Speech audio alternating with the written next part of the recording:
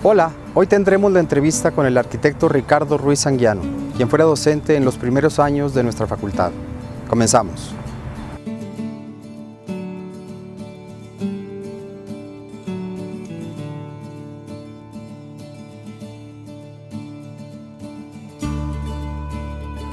En la Universidad de Nuevo León me tocó las 13 épocas de la Escuela de Arquitectura.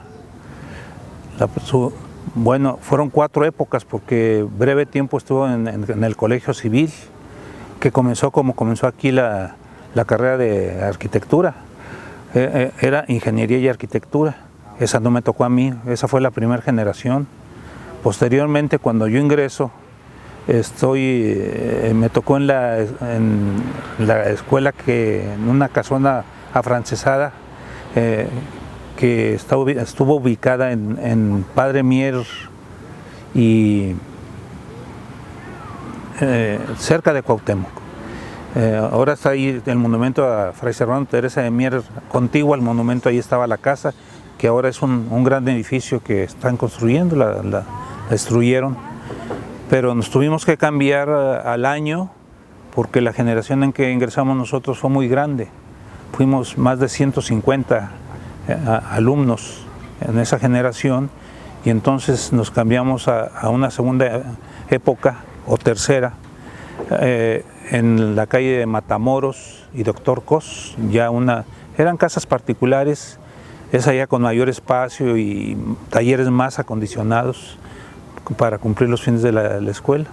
Finalmente, ya en el último año de la carrera, estuve en la ciudad universitaria en el norte, porque ahora ya hay 2, en el norte, en San Nicolás. Allá terminé los estudios de la profesión. Fue un acontecimiento sin haberse previsto, de hecho.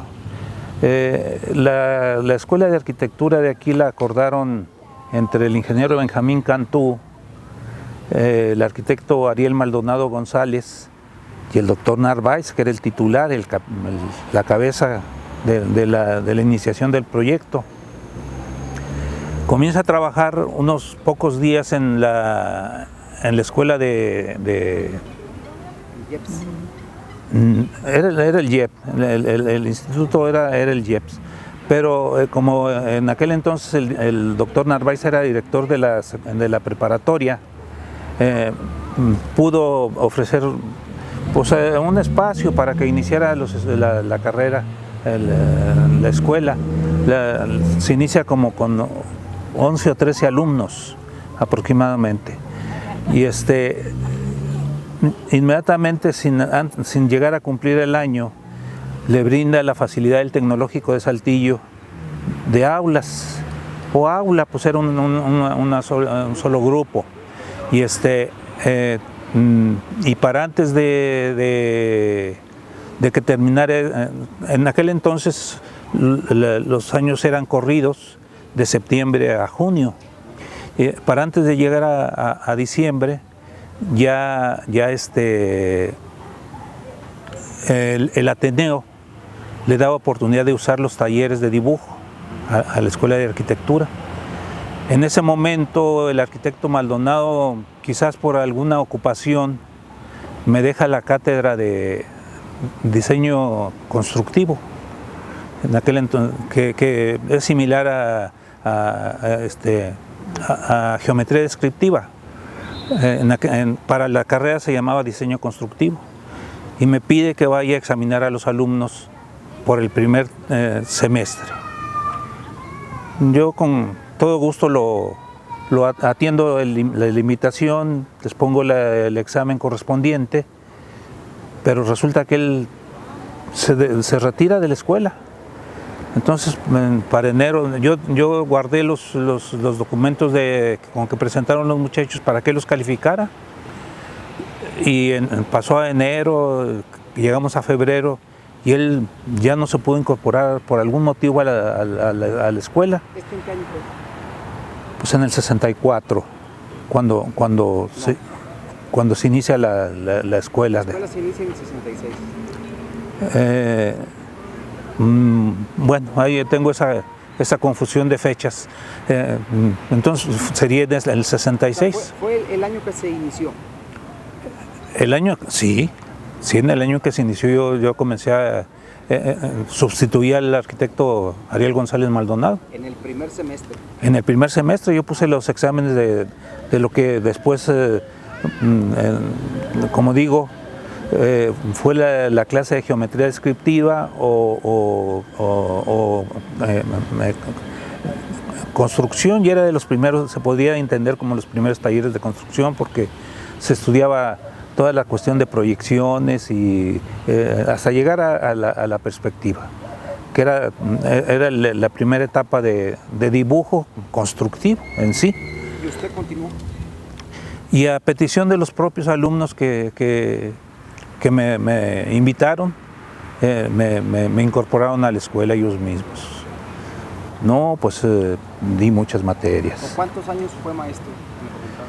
Pues desde ese 66 hasta el movimiento de reforma de la escuela en el 77, fue verdad lo de Martínez Veloz.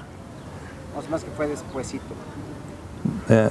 Entonces por esas fechas, 77, 78, yo concluí, nos separamos de la escuela.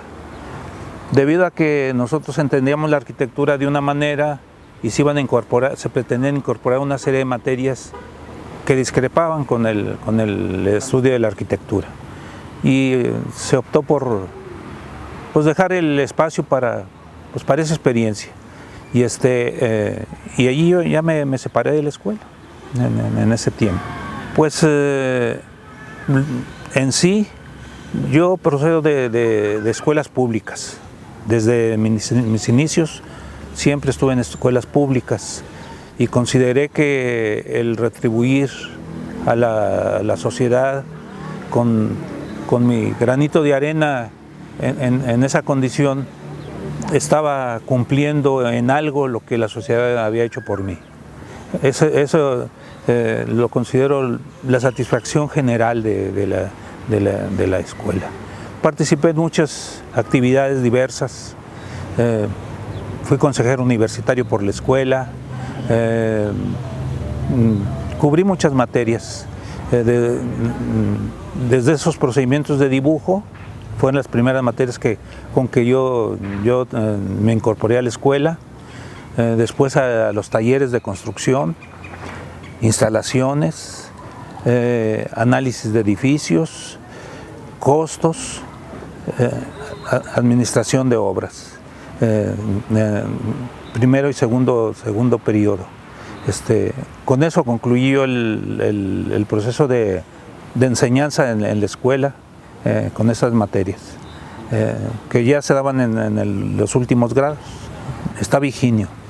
Cuando se provoque la situación de esas elecciones, estaba Higinio sí, estaba Higinio. Sí, todavía con Higinio trabajamos. ¿Todavía estuvo? Sí, con Higinio trabajamos. Sí, por ahí, cuando se genera aquella situación. Y es cuando optamos por dejar esa experiencia que sucediera. Nosotros no procedíamos de otro origen de escuela. En la Escuela de Arquitectura de la Universidad de Nuevo León fundó su enseñanza en el Bauhaus, o sea, la escuela taller alemana. Y bajo esos principios aprendimos la profesión. Pues por fortuna, casi a todas partes del país, lugares que me parecen increíbles en ocasiones visitar, me los he encontrado. Con mucho gusto, tengo muy buenas relaciones sobre todo con las últimas generaciones, que en edad les llevo alrededor de 10 años. Tenemos muy buena amistad, ya a nivel sociedad, sus esposas, sus hijos, y igualmente de mi parte. Continuamos con la actividad relacionada con la con la profesión a través del Colegio de Arquitectos. Entonces eso nos permitió en mucho mantener relaciones. En el caso de aquí de Saltillo, aquí con Nuevo León, que tenía mis compañeros egresados de diversas generaciones, y establecimos una comunicación muy interesante y tuvimos la oportunidad de lograr cosas muy agradables, conferencias muy importantes, estudios posteriores también que favorecieron pues, a la comprensión mejor de la profesión. Pues las mayores anécdotas sucedieron con los alumnos y fue de las primeras generaciones. Una que me cuente. Pues en una ocasión una hermana de un compañero de generación allá de Nuevo León, se me escapa el nombre, era muy delicada para sus trabajos y le hicieron una calamidad a los compañeros al presentar una maqueta. Se la destruyeron y le significó mucho el hecho. Ya para ese entonces estábamos ahí en la Calzada Madero, en la escuela de aquí de arquitectura de aquí local, y ahí sucedió ese acontecimiento. Más que anécdota, yo lo que recuerdo es la gran voluntad que había de parte de los alumnos para asimilar todo lo que les podía uno transmitir. Era una bondad muy interesante que nos tocó vivir. Las generaciones, como éramos pocos arquitectos aquí en la ciudad, difícilmente lograban tener una planta de maestros amplia. Entonces ese hecho los hacía muy interesados en la profesión, en el cumplimiento de sus deberes escolares, y ese es más que anécdota, es una satisfacción que brindaron muchas generaciones a través del tiempo. Pues la oportunidad de corresponder a la sociedad con mi limitada capacidad en la profesión y transmitirla. Ese es mi agradecimiento para la facultad. Nosotros de hecho éramos pues voluntarios, maestros voluntarios, porque el pago era, pues el primer año de hecho no hubo pago. Es decir, cuando yo inicio las actividades cubriendo al arquitecto Ariel, pues no, terminó el fin de año y no hubo pago.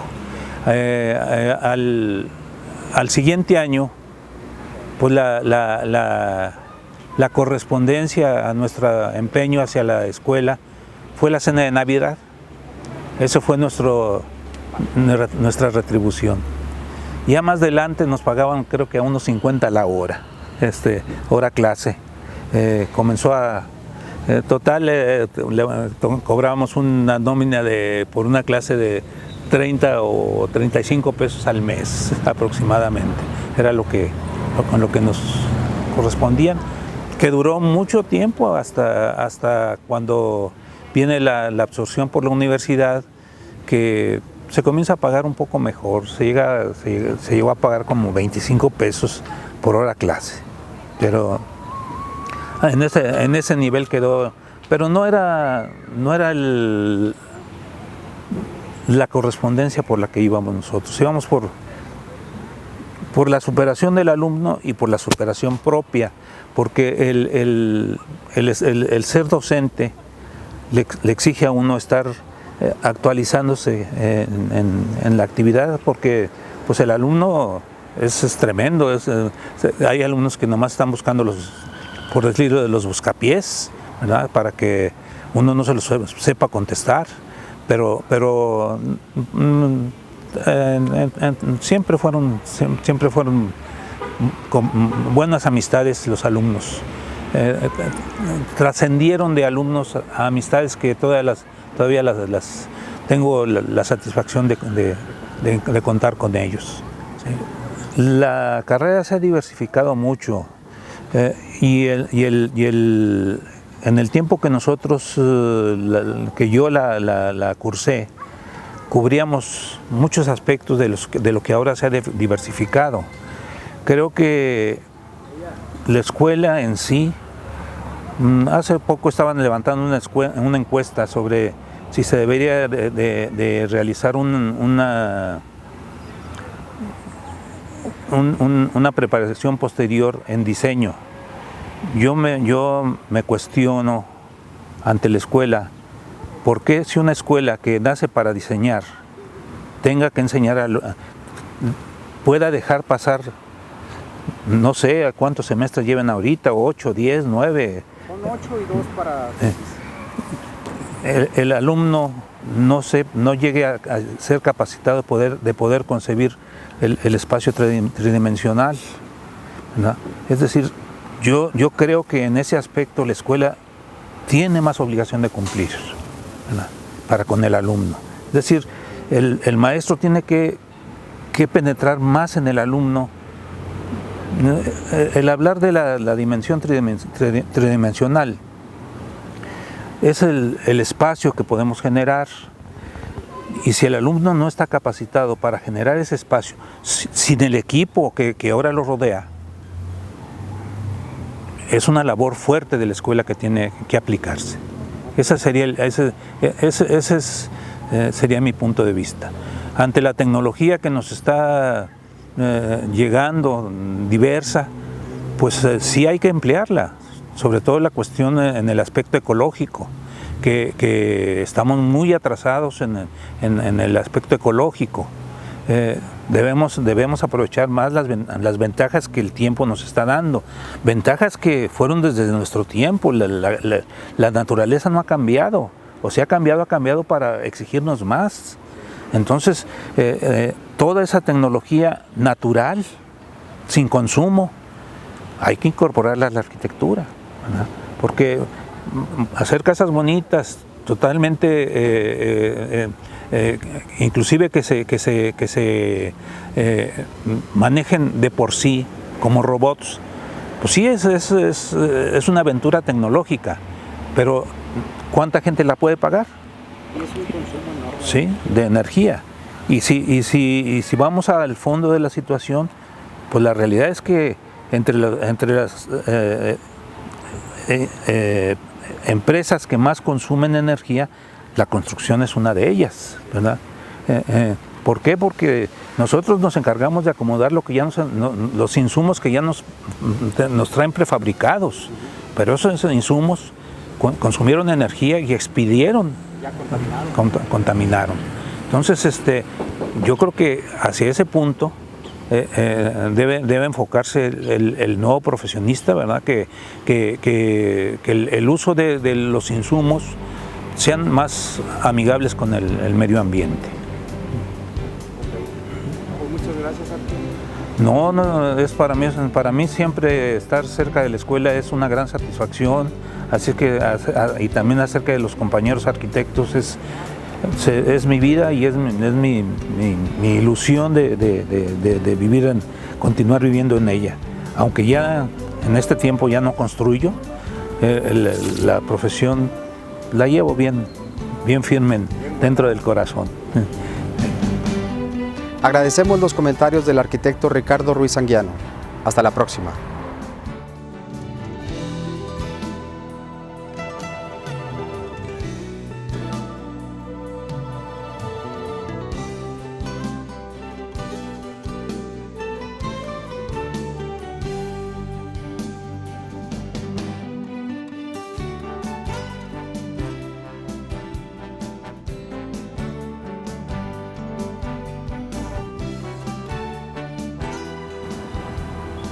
El 3 de febrero de 1941,